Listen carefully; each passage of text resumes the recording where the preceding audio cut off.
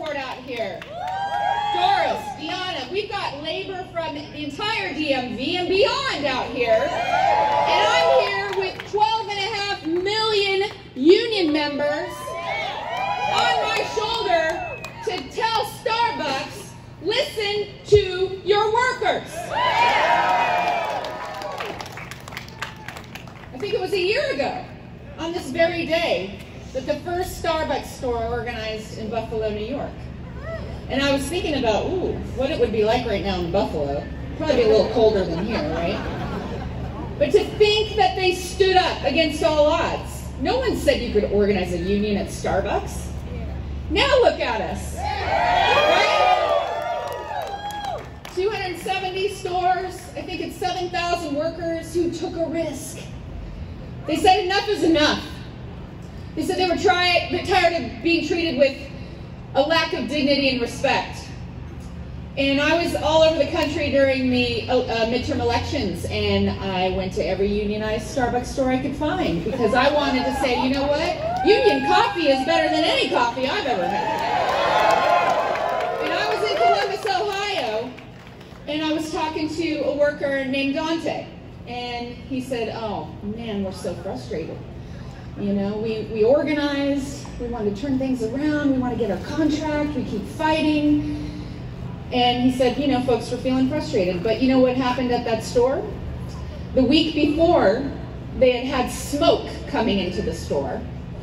And the workers were being told to stay in the store and keep working. The manager wouldn't listen.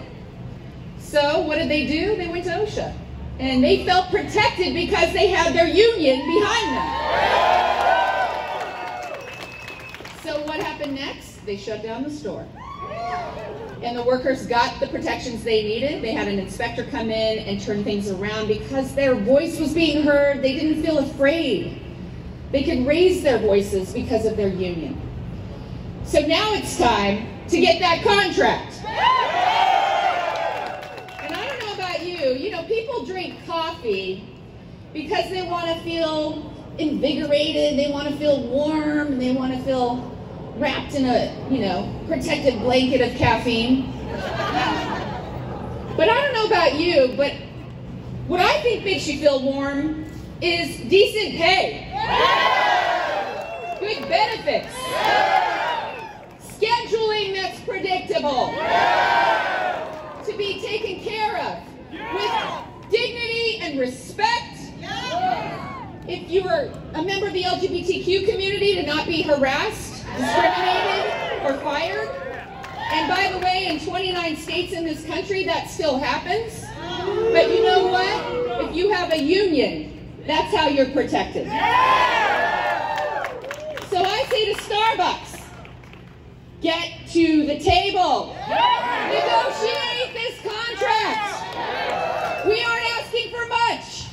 We want dignity, respect, and to be heard. And I know we were about to march on over to the Starbucks store tonight. I heard they closed early. Now I have my suspicions about why they closed early.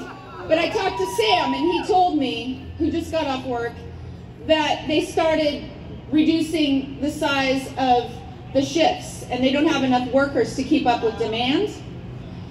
And that's because they aren't respecting what they need in terms of staffing level. I see when I see this crowd, solidarity. And we're going to keep fighting until we get a contract with Starbucks Workers United right in front of the labor movement, leading the way.